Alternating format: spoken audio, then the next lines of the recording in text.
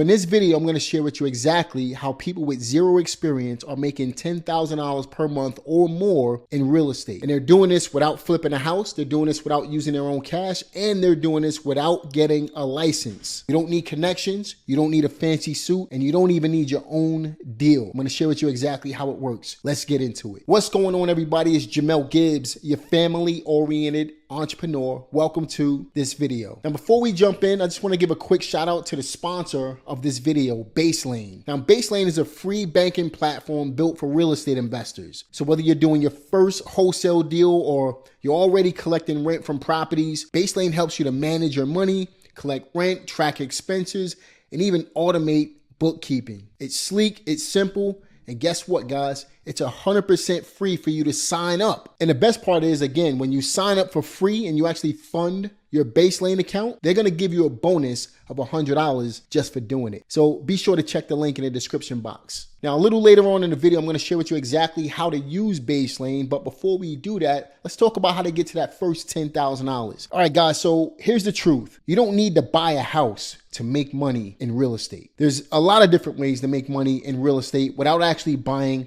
a house. For example, wholesaling. In fact, this video that just popped up is a step-by-step process on how you can get started wholesaling real estate in today's market. But even more specific than wholesaling, I'm going to share with you how to start partnering with other wholesalers in order to make money in real estate without having to go out and find the deals, without having to have a huge cash buyers list, without having to negotiate with sellers. Not even going to matter. Irrelevant. Why? Because you're going to use partnerships in order to be able to make that happen. So that's exactly what we're going to talk about in this video. This is a real strategy. It's legal, and guess what? You can do it in just 2 to 3 hours a day right from your laptop, even if you've never done real estate before a day in your life. Now, we're going to break this down into 3 simple steps for you, and I'm going to share with you exactly how to get to that first $10,000 in real estate. Let's get into it. Now, the first thing you want to do in order to get the process started is to build your cash buyers list. So you want to start where the money is. You want to start with the people who are already spending money. Those are active investors in your local area or in any market that you choose to invest in. It doesn't matter where you invest. You can do this virtually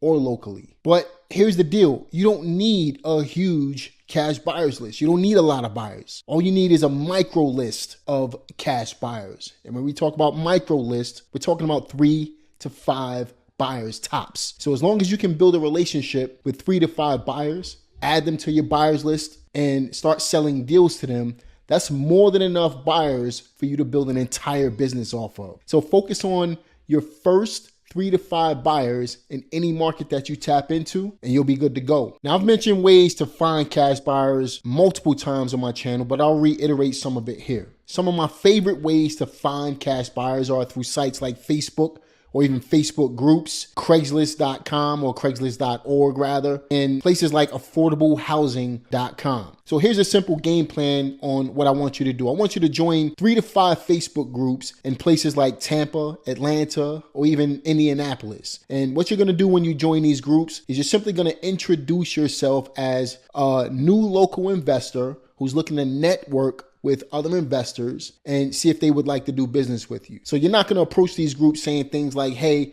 I'm looking to build a cash buyers list. If you're an active cash buyer, go ahead and drop your email below. That's not what you want to do, because if you do that, you're going to spam the group and you're going to get kicked out of the group. So you don't want to do that. You want to take a more subtle approach to accomplish the same exact thing. So a better way to approach it is to say something like, hey, I'm a local investor and I'm looking to network with other investors to see if we can help each other out and do some business together. If you'd like, feel free to DM me and then we can talk. Take that approach over the first approach because it's less aggressive. You want to put this into your own words, because at the end of the day, people do business with people they like and trust. So they're not buying your services, they're buying you as a person. So you want to be mindful of that. Always be yourself, and at the end of the day, you'll build more relationships that way. But your goal right now is simply to build 3 to 5 cash buying relationships that will allow you to take care of your business forever. And if you join Facebook groups in areas like, again, Tampa, Atlanta, Indianapolis, these are hot markets right now. It should be relatively easy for you to build those relationships. Now, once you get these active cash buying relationships started, there's some information that you want to gather from these potential investors. Now, again, you want to remember you're not interrogating these cash buyers. You want to keep the conversation natural. Remember what I told you, people do business with people they like and trust. So they don't care about your services. They don't care about any of that stuff. If they like you as a person and you're memorable to them, they're going to end up doing business with you at some point. So the way to increase your chances of getting people to like you, to trust you, is to be natural. Be yourself. Keep a conversation, not an interrogation. Best way to do that is not to answer direct questions when you're talking to these buyers. You want to indirectly get the information from them through a conversation. So for example, rather than saying what zip codes or areas you're buying in, you can say something like, hey, so I know you've been buying in the area for a while. What's your favorite area to buy in? Like, where do you own most of your houses? Is that your favorite zip code? So you see how I rephrased the same exact question of what areas are you buying in? What zip codes are you buying in? And I turned it into a conversation rather than an interrogation. So we're not sitting in a dark room with a light bulb over a table and one chair, and you're standing over the buyer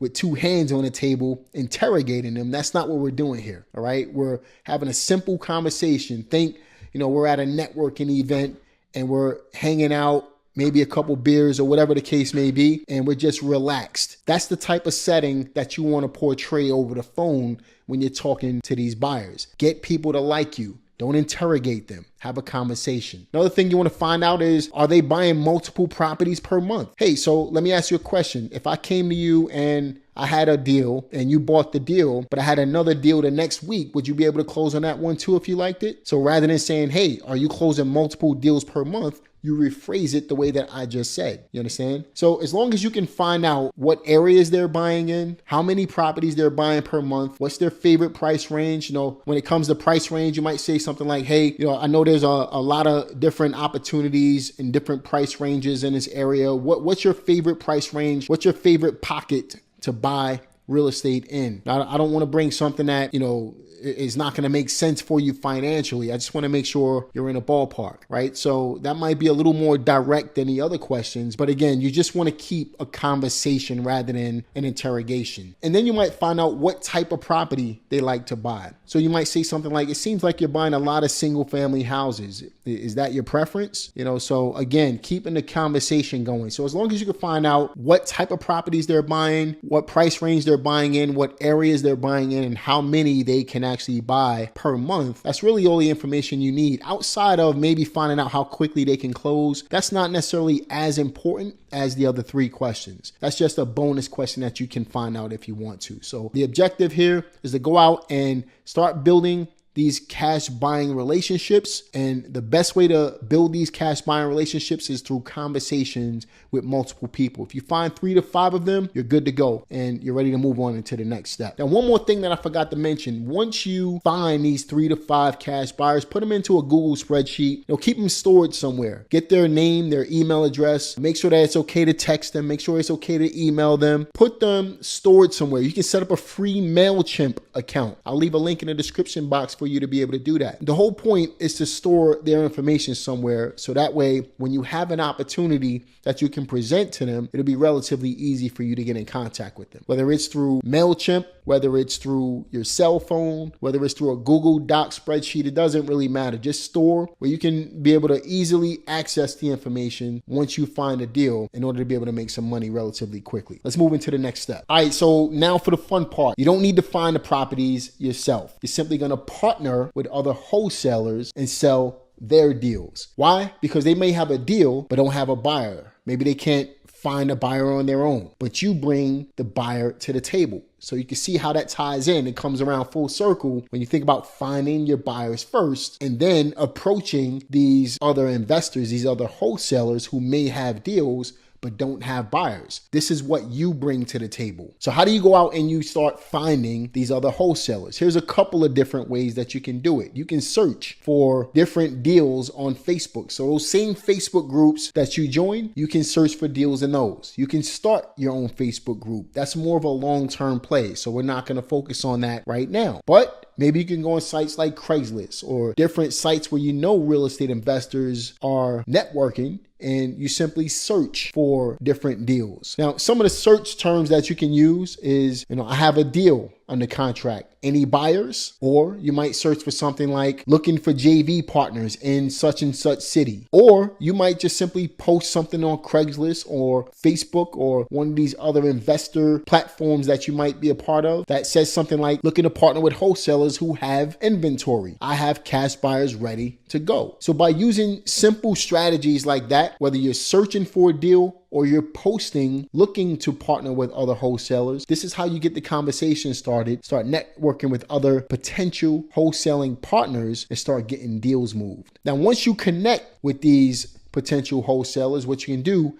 is get photos of the properties that they have. You can get the asking prices of the properties that they have along with the photos. You can get the estimated repair costs, and you can get the address of the property. Now, the most important thing that you want to get from them is an understanding of how you guys are going to work together. So if they have a deal, are they willing to split the profits on the deal 50-50 with you? Once they agree to that, you get a joint venture agreement signed. And in fact, if you want a copy of my simple joint venture agreement that I use in order to be able to partner with other wholesalers in different markets, check the link in the description box. It's going to be under partnering up with investors so that you can be able to download that and be able to use that simple agreement to lock in relationships with other investors so that you can start selling their deals to your cash buyers. So it's really that simple when it comes to starting to find other wholesalers. You simply go where the wholesalers are, you introduce yourself, you search terms like, hey, do you have any buyers for this deal?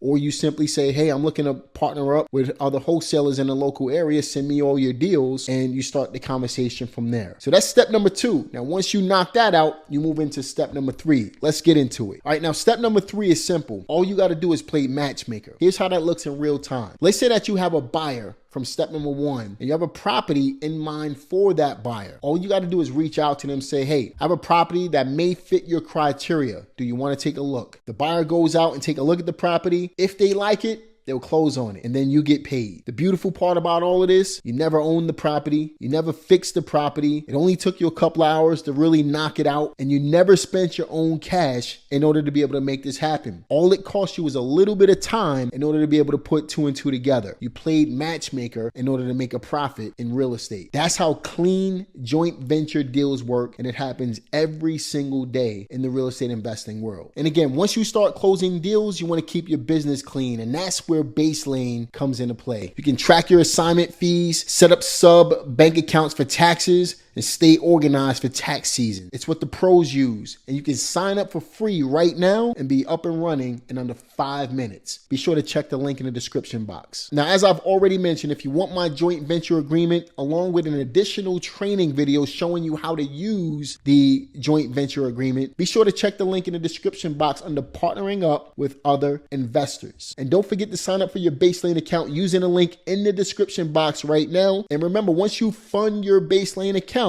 they're going to go ahead and give you $100 just for doing so. So it's not only free to sign up, you'll also get a bonus for signing up, and you'll be set up like a real estate investor. Again, this is what the pros use. So bottom line, guys, you don't need to be rich. You don't need a ton of experience. You don't need a huge network to win in real estate. All you need is the right playbook and the willingness to take action. Save this video, rewatch this video, share this video with anybody else who needs to hear this information, but also leave a comment in the comment section and let me know if you have any questions regarding what we talked about in this video. If you got value from it, be sure to like, subscribe to the channel, click the notification bell, and I'll see you guys on the next one. Take care.